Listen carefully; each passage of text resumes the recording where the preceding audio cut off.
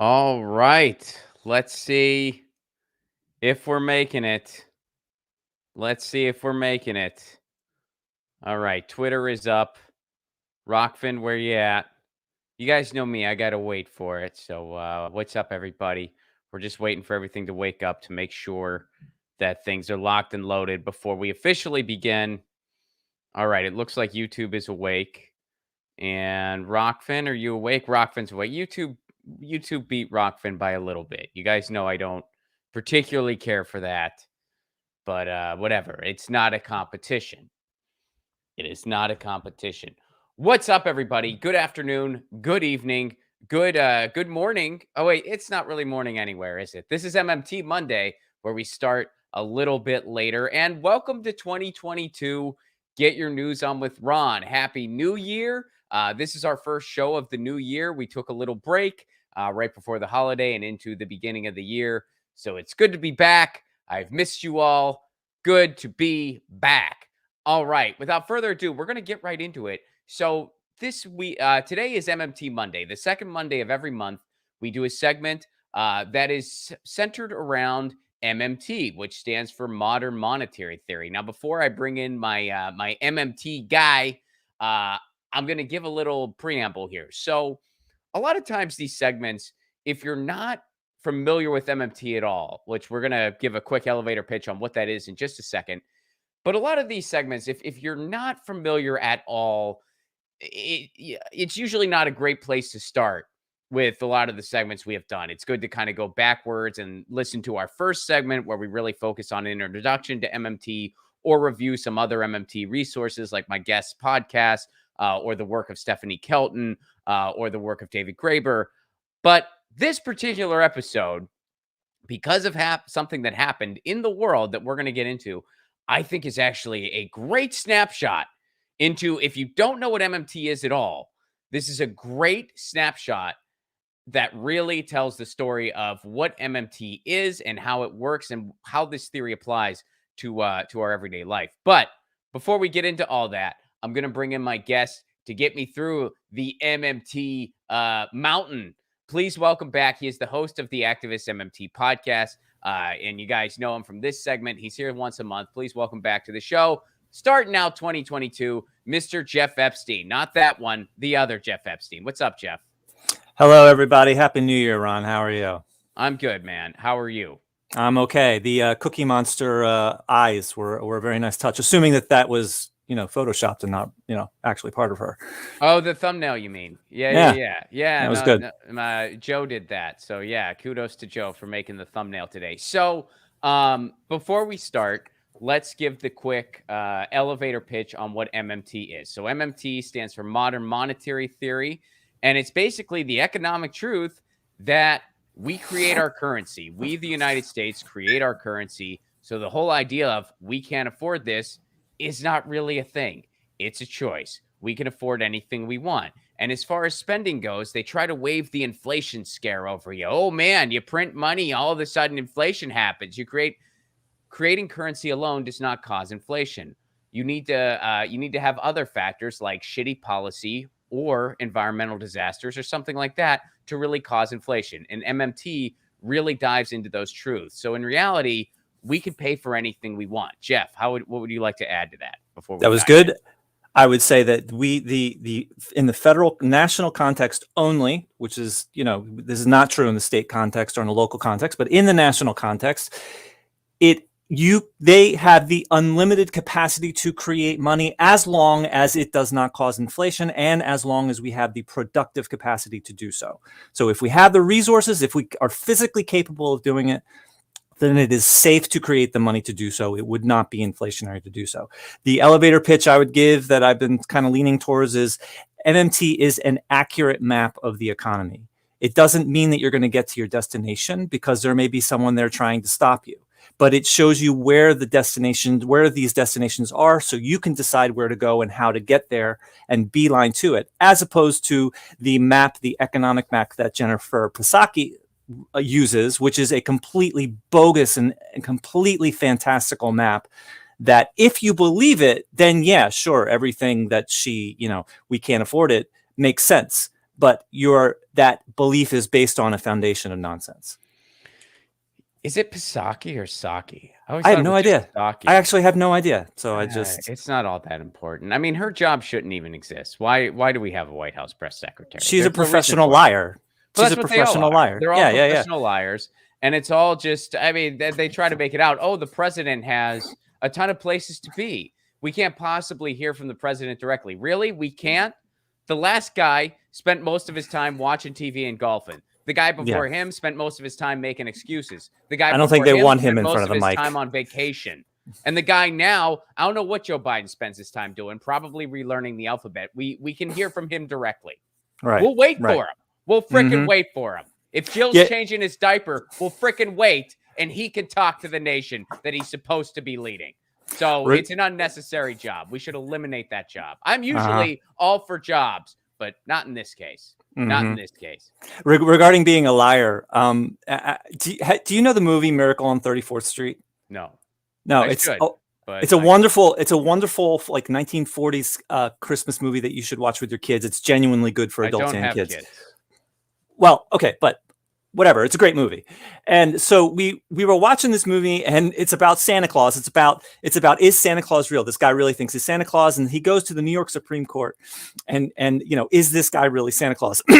So the New York Supreme Court has to decide on this. The judge doesn't want to rule against Santa Claus because he's up for re-election. And so the defense lawyer, who's Santa's lawyer, calls up the kid who happens to be in the audience with his wife of the prosecutor.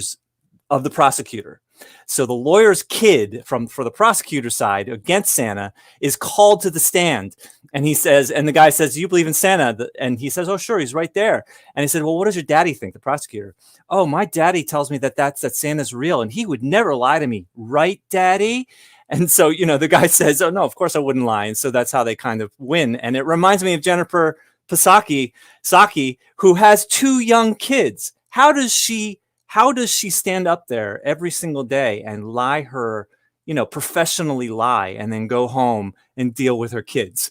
So I'll have to check out that movie. I mean, I've heard of it. It's a classic, but I've not. It's very good. Here's what happened, and this happened a little while ago. And Jennifer Saki, or Psaki, however she says it, I really don't know, accidentally gave us all, I think, a lesson on MMT. And here's what happened. So let's backtrack a little bit back to December, where Jen Psaki laughs at the idea of sending COVID tests to Americans. Something a bunch of other countries have figured out with no problem, by the way. A bunch of other countries, they've been doing this. Tests are everywhere. Tests are free, or if they cost anything, it's like $1.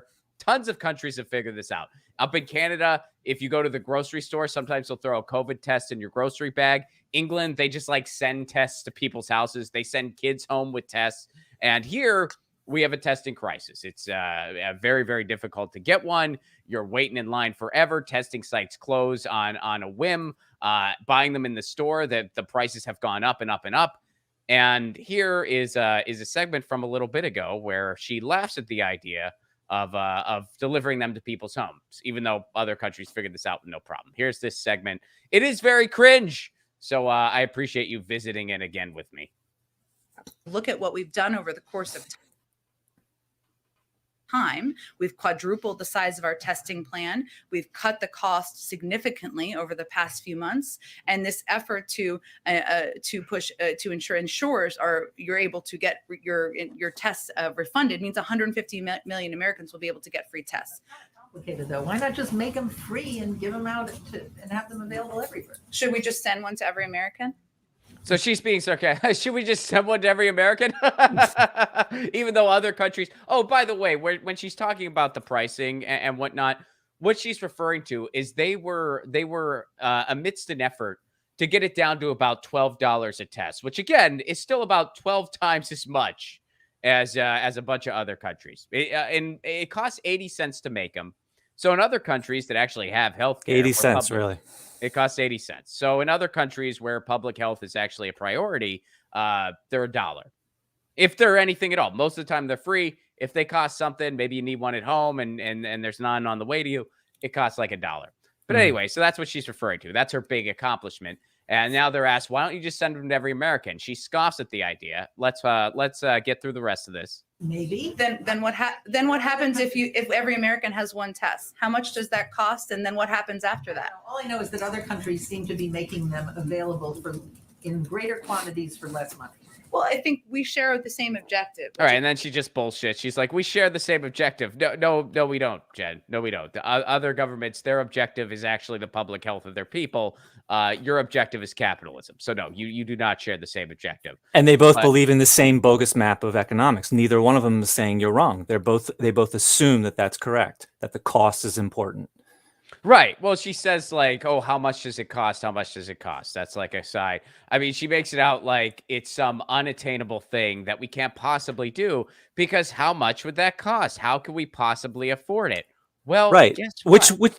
Which is bad, but it's like it's even worse that news person, assuming that they were good faith, that news person would challenge her on that. But no, they don't. They have the same map. They have the same map of the economy. I disagree. I think, and I don't know who that news person was or what map they subscribe to, but that news person at least was like, well, other countries are doing it with no problem. Right. I mean, that news person was basically just like, yeah, other countries are doing this with no problem whatsoever. For some reason, we can't do what other countries are doing with no problem. So, I mean, let's be real here. To get into that press room, you have to not really push any buttons. And if you do, you're probably not going to be invited back into that press room.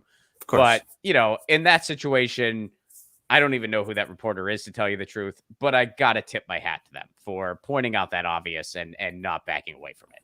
Within that straitjacket, they pushed as hard as they could. Exactly. Great analogy. Absolutely. But here's what has happened since then. Check this out. At-home COVID test, where you can get them and when they will be free. Since then, all Americans will soon qualify for free at-home COVID tests. Now, I don't want to jump ahead too far here, but spoiler alert, there's not a happy ending. They're screwing this up. But here's the MMT lesson. There was never an affordability issue. It was never an issue. What happened was Jen Psaki stepped in it. And what happened after she stepped in it? It went viral. And a bunch of people started asking that question. Yeah, why the hell can't we have this thing that Canada has with no problem, that England has with no problem, that a bunch of other countries, most of the EU has with no problem? Why can't we fricking have that? So all of a sudden, well, there's a program. At-home COVID test. This is from CNET from yesterday, I believe. At-home COVID test will soon be available free to anyone in the U.S. who wants one, according to the Biden administration. People with health insurance will have COVID-19 tests reimbursed starting January 15th, and the White House plans to deliver 500 million free COVID tests to people who request them. More people than in the United States. Right? So you can get more than one in some cases. All right, so they're finalizing the details. They're going to be working with the Postal Service. Now, here's the thing. Where can I get a home? Okay, so now it lists all the places that are selling home tests now. How do I get the free at-home test kits? The Biden administration is working on a website where people will be able to go to order test kits for free. Now, they don't even know exactly when. Here's the quote. Americans will start receiving free tests in the coming weeks. We will set up a free and easy system, including a new website to get these tests out to Americans. Now, several states have already started sending tests. So that's where we're at. Now, it's not necessarily like a happy-go-lucky ending because we're still amidst this. And what I've seen is that it's going to take months for this to actually unroll. So it's still going to be months until people are getting tests. But the point from an MMT perspective is never was affordability an issue. Never, ever was affordability an issue. And here's the other component to this, Jeff. I want to get through this, and then I want to bring you in and get your thoughts. Here's the other component. Simultaneously, or around the same time when this was all going on, what else did our lovely, lovely federal government do? Well, they did this. They passed a compromise defense bill that was billions more than even Biden asked for. $768 billion defense policy. That passed. No one asked, how are we going to pay for it? That's billions more than they even asked for. Like every other defense bill in the history of ever, they never asked, how are we going to pay for it? Isn't that going to cost massive inflation? How are we going to afford it? Those questions are never asked when it's going to Wall Street or the Pentagon, baby, because it ain't an issue. They create the currency, they give it to them. That's what they do 100% of the time. Wall Street, The Pentagon, they benefit from MMT. We, the people, we don't. So affordability in this case, never a frickin' issue. It was never, ever an issue. And the other big thing here is it's all a choice. You want to tell me that a government that has the most powerful military in the world, that has unlimited resources pretty much, can't put together a frickin' website for people to order tests? You want to tell me that somehow they can't pull that off? I don't think so. I think it's a choice. It's a deliberate choice to bend over backwards for Wall Street and the Pentagon, but not the people. Why do they make that choice? Because an empire thrives on a desperate populace who is scared or just broken into submission to ever want more from their government. Jeff, your thoughts? Oh, I have several. How do they pay for it? They pay for it with votes and with the signature of the president. So what they choose to vote for is what they can afford. That's what they're telling us. They choose to vote for military and more that they're requesting, not just more than Biden requested, but they're giving more to. In that article, it says they're giving more funding for specific projects that were never even asked for by that branch of the military. More particular plane and a particular, I believe, a tank or something. So they choose to vote for this. How can they afford it? Because they can vote, because they choose to vote for it. Money is paid for at the national level with votes and the signature of the president. So that's how they can afford it, by choosing to vote for it. Psaki had COVID in November. Did you know that? I did not know that. She had COVID in November. So my cynical interpretation of how this is suddenly happening is, I don't know, but I think it's a reasonable speculation that it's starting to get out of control and it's starting to affect the rich. That's why suddenly they can afford it, because this is starting to get out of control. Oh, again. you mean the test thing? The tests are suddenly available in high quantity because it's starting to get out of control, which means it's starting to potentially affect the rich. That's why they suddenly can magically afford this now. That's my cynical. I think that's part of it, and I think it's the thing I just said, that she stepped in it. Okay, I mean, keep in mind, a month ago when this happened, it went viral, and people started, because before then, I don't want to rehash like the past year and a half of like a pandemic and whatnot. That'd be like too depressing for either one of us. But it's like, nobody was talking about the fact that we did not have testing available. Like, no one was talking about that. No one was talking about the fact that, I mean, I would bring it up on this show, and like literally, if the only person bringing this up is a comedian in his freaking living room, we're in a whole heap of trouble. But hardly anyone was talking about that. All of a sudden, she steps in it in a press conference, and people are like, yeah, what the hell? So that, combined with things getting really out of control, yeah, there you go. Now, all of a sudden, affordability was never an issue. But take this as a snapshot, everybody. It's not an issue. These are choices. Your government does not have we don't have universal health care in the United States, not because we can't, quote, afford it. It's a choice. It's a choice because you need a desperate populace to have their health care tied to their job, so they keep going to it. So they don't say, no, we're having a general strike. It's a choice. And more than that is you can't afford to run for office. That's how I see it. You can't afford to run for office. You can't afford to strike. You can't afford to, you can't afford to quit. You can't afford to complain about even the most minor things. That's how it goes, man. I mean, this is just you can look at every single chapter in human history. It follows the same formula. For an empire to be an empire, you need a desperate populace. There's never been like, hey, everyone's doing great and everyone's happy and everyone has a great quality of life. We're an empire because we just feel like it. No. An empire has really freaking rich and powerful people and then really desperate people. And those desperate people keep it going. The desperate powerful. Exactly. They have to threaten the poor people with hunger so that they labor for those rich people to feed their unending greed. That's what greed is the greed is what's really underneath this. Speaking of which, so my final point, which I don't disagree with anything you said. She did step in it, but I think that's all of these things are contributors. This false map, this how can we afford it at the national context is this, what I think is kind of underneath it is that people believe two things. Number one, that greed is good. Greed is paramount. Greed is what is most important to our society. But of course, only for those who, got in first, because those on bottom have to be their worker bees and be threatened with starvation.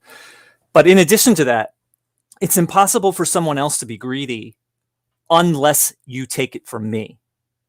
Where we know, so, greed is okay with me, basically. My greed is okay, your greed is not. Because if you're greedy, it takes it from me, because there's a million of you, and you're going to have to take it from me in order to get healthcare, for example. Let me add something real quick.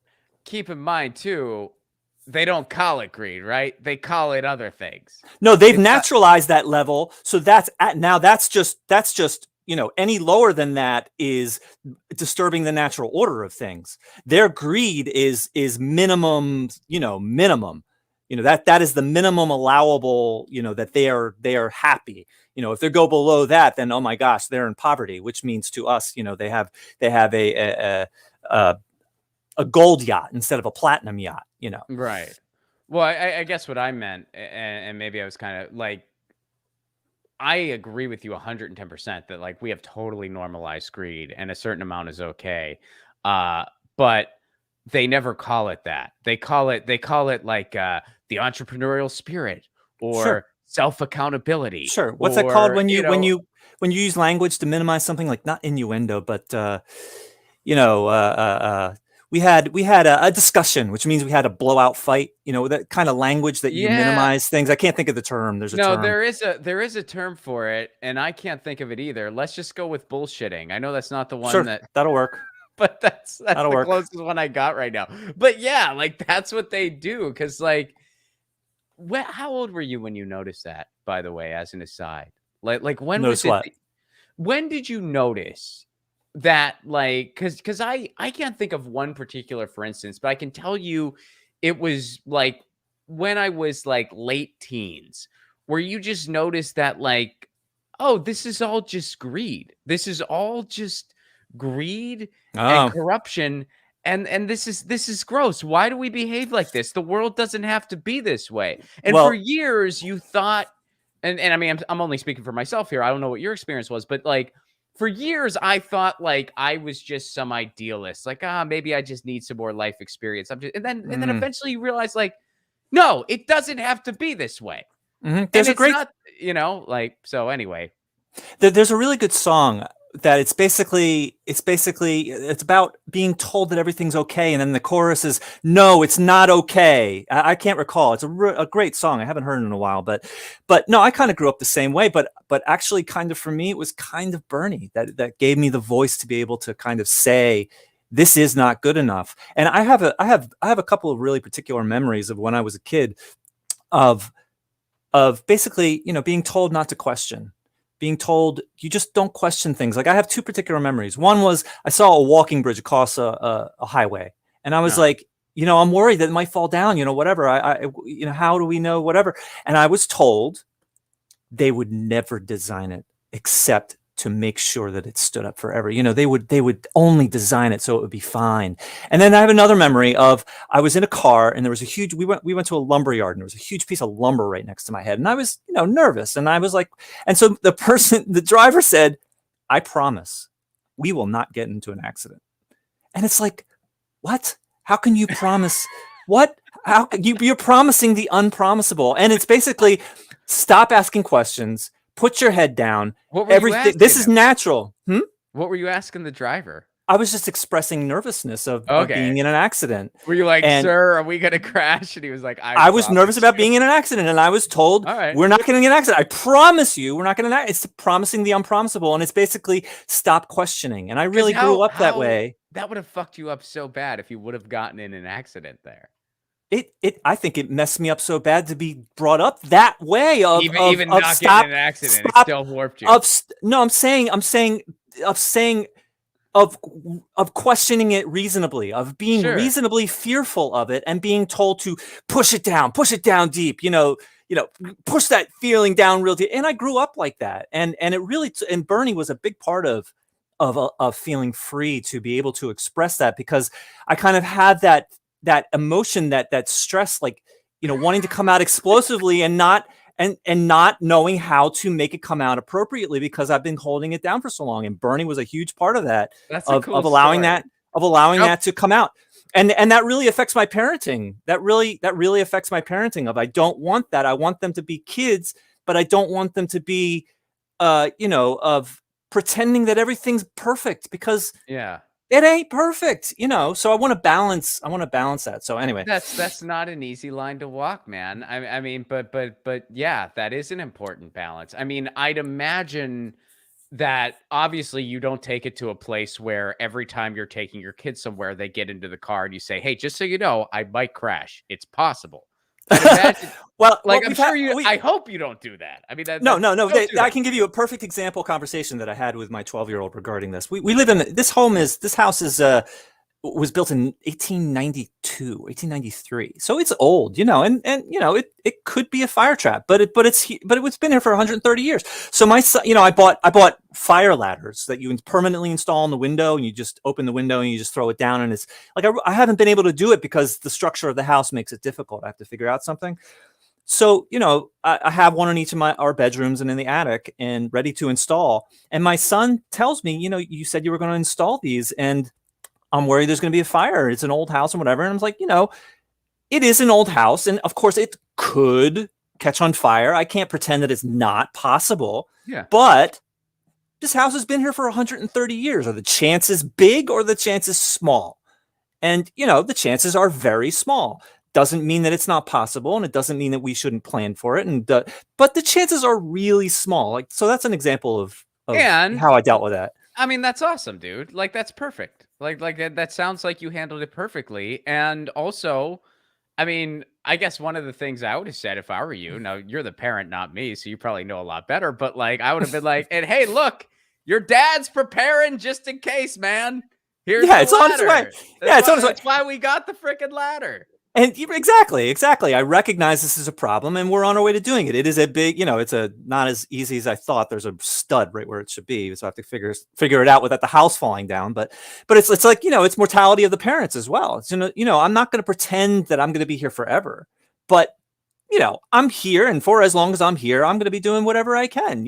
Someday it's going to happen. It's probably going to be a long time from now. It's possible that it's soon, but again, very unlikely. So anyway, we're pretty far off. But yeah, no, I really that's a very important thing to to allow them to be kids, to give them space to be kids, but not to live in an unrealistic fantasy world. Totally, man. And then be blown away when you find all these betrayals when you grow up, because that is really what's messed me up, is seeing all these betrayals and having to work all the way back to that childhood to undo all of that stuff, and to be able to come to a place where all of that stuff can come out in a measured way where I'm not crazy. I think we all kind of struggle with that, but bringing it to MMT, I mean, MMT is kind of like another extension of that, where, Sure. and I feel like, and that's why I was so excited to kind of present this in this manner, because it's like a lot of times there's one particular event that just gives someone that, oh shit moment. And I feel like for a lot of people, maybe you've never heard of MMT, maybe you don't know anything about the idea, and now you're seeing it and you're like, all of a sudden, like, oh, so because she shit the bed at a press conference and humiliated herself, all of a sudden we have this thing that we supposedly couldn't afford. I guess when they were worried about affordability, it was a bunch of bullshit. How many other times have they done this? They do it about everything. Whenever they say afford, change it with what the rich want. That's it. What the rich want. What we That's want. it. The choice that we're making. We can't afford it is French for, or American for, neoliberal for. The rich don't want it. Yeah. Or the rich don't want you to have it. The rich probably have it for themselves. Oh yeah. This anti-government, this idea of anti-government, which I look forward to getting into the topic that I mentioned potentially for this. That's super interesting. But this anti-government sentiment. Yeah, anti-government, free market. All the government can do is mess things up. All the government can do is interfere with the free market. No. They're not anti-government at all. They're anti-government for the people.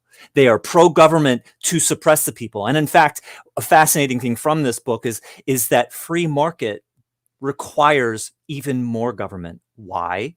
In order to suppress the people when they say, stop abusing me, stop exploiting me. The consequences of this system are horrible and are affecting me. And so the government is required in order to suppress all of those impulses. We're seeing that play out right now too. Right. I mean, again, it's like we're seeing that play out. They're saying the quiet part out loud now. They're saying, "Hey, get back to work," and we'll get the CDC to say it's okay for you to go back to work. Just get back to work. Don't quit. Go to work. We're cutting off unemployment because we want you at work. We're not going to give you. I mean, the Biden administration said that recently. I think it was was it over the weekend? I think they just said, yeah, we're not going to consider any more relief because we don't want anyone to even consider not going to work. Now, let's be honest, Jeff. We both know this. If Trump would have said that, people would have shit bricks. It would have been all over the place. The Biden administration says it. No one mentions it. Mm-hmm. You know, I mean, but it's all the same neoliberal shit. It's all the same, like get to work. I mean, Fauci's even saying it now. He's like, yeah, we just want you at work. Yep. The moment that they stop having these people to exploit in order to feed their unending greed, the moment that they stop pumping out fossil fuels, the moment that they lose their power. So from their point of view, death to them is becoming a member of the many. And if they stop pumping fossil fuels, if they stop making people work, in their factories and threaten them with hunger and threaten them with COVID, that the moment that happens, the moment that they die in their definition of not becoming part of the many. And conversely, the moment that unless we stop pumping out fossil fuels and unless we stop that exploitation, we're going to die. And for us, death is actual death. So I'm glad that guy didn't get in an accident, man. Me too. My 12-year-old said that he was happy they didn't get in an accident either. There was one other thing I wanted to bring up about sake, if I. Yeah, go ahead. So I was saying that greed is good. That is really the foundation of capitalism is greed. It's like it started an industrial revolution with big machines, and they needed people to run these machines, although they were supposed to, get rid of the need for people, but no, and cause more people to have to work to make these machines run. So greed became the underlying problem, the underlying religion of our society. And combined with my greed is fine. Your greed is bad because it would require to be taken from me. And their greed takes from us by exploiting us to be workers and so on. So it enables constant fights.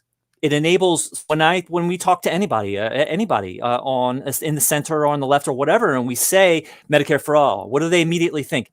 That has to be taken from me. Right. Your greed is bad. Greed. Greed. We need healthcare. Greed. Well, and they use that to turn people against it. Their biggest scare tactic is taxes, and exactly. They don't tell you the part that you actually be paying a lot less for healthcare. They don't tell you that part. Of course. And so this is called zero sum. Zero sum means the only way to give you is to take from me. The only way to give me is to take from you. Zero sum. Minus from one side, it has to come up from the other side. But MMT shows that we have positive sum. If we have the ingredients, and the cook and the equipment and the energy and the time to make a pie, we can make another pie. If we have the resources to do something in the real world, then by definition, we can create the money safely in order to do it. It is positive sum. We can import people. We can educate people. People are born. Things are invented. Things are imported. We can invest. We can make things more efficient. It is positive sum. It is positive sum. And when you say that printing money causes inflation, it's the same kind of problem. Creating money is just one of a million things that can happen that can potentially cause or reduce inflation, increasing productivity, increasing investment, buying something from overseas. People leave their job. People get their job. People become better at their job, more productive. There are so many factors in play that the creating money causes inflation is nothing more than anti-government propaganda. Whether they know it or not, it's anti-government propaganda because it is impossible for the government to do anything without creating money. Right. So if you say creating money causes inflation, you are saying essentially the government doing anything causes inflation.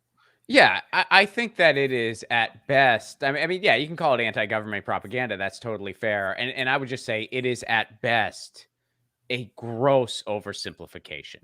You know, Oh, and that's and you yeah. see this in just the economics field in general. It's not a super uncommon thing where it's like they oversimplify all of these things, and they'll use history and oversimplify certain things to kind of just make an economic point, which to an extent I get. But when it's not fundamentally true, you have to go deeper. They want to explain, as a way of explaining how we as humans deal with scarcity. They will say, well, if you have too much money in circulation, it just causes inflation because its value goes down. Okay, I get how from like just explaining a basic principle, you're explaining it that way, but that is a gross oversimplification. The It's creation of yeah. currency alone does not cause inflation. We have seen that time and time again. They've even admitted to it recently. There was a thing recently where they're like, yeah, like a bunch of economists were basically just like, yeah, we're not exactly sure. It's not like there's one thing. We can't, like, it's not just currency alone that causes Because inflation. Like because they're admitting it now. Yeah, absolutely. And actually, I was talking to Graham about this, that he was saying, all this money printing might cause inflation, and creating money, first of all, is government can't do anything without creating money. That's first. That is how they instruct people to do what needs to be done with what resources, when, and under what conditions. That's how they communicate that to the private sector. But creating money is only one of a million things that happens every minute of every day. Taxes are collected, loans are created, loans are collected, paid back by the government. Money goes overseas to buy products from overseas companies.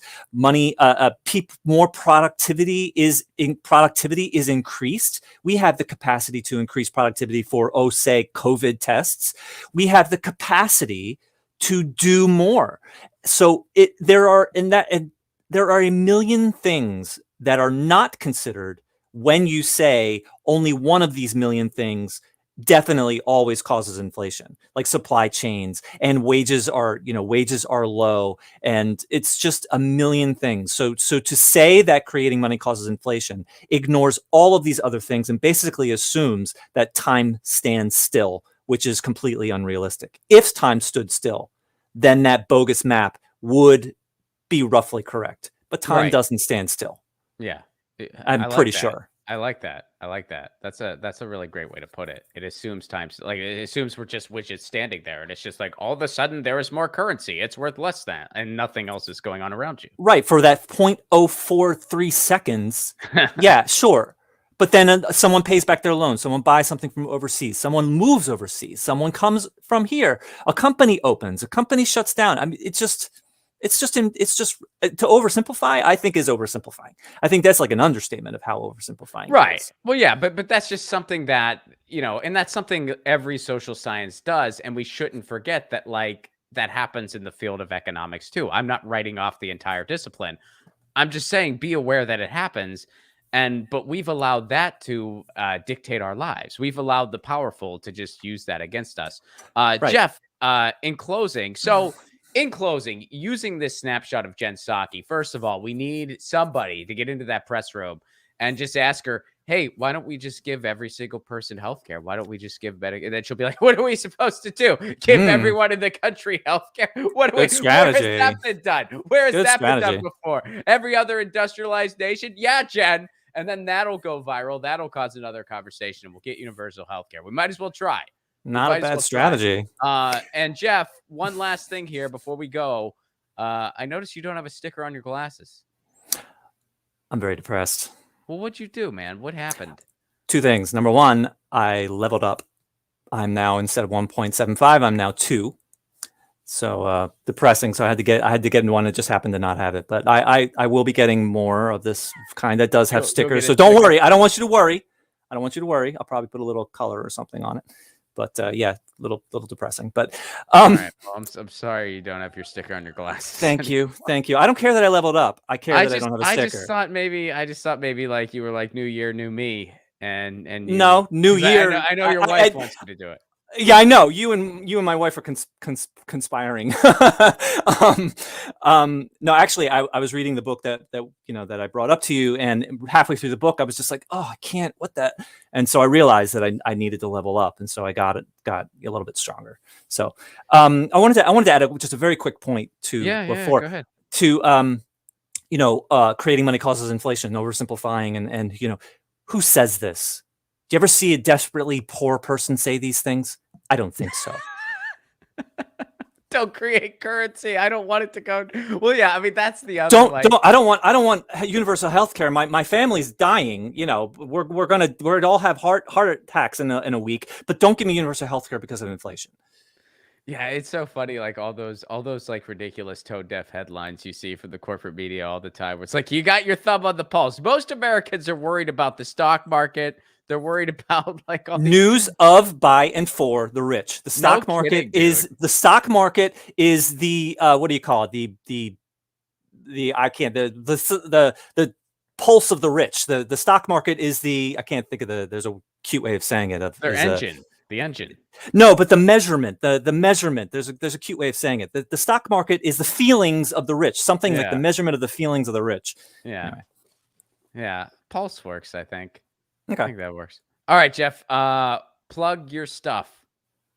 Plug my stuff. I am at activist MMT on Twitter and on Facebook. Facebook spelled like that.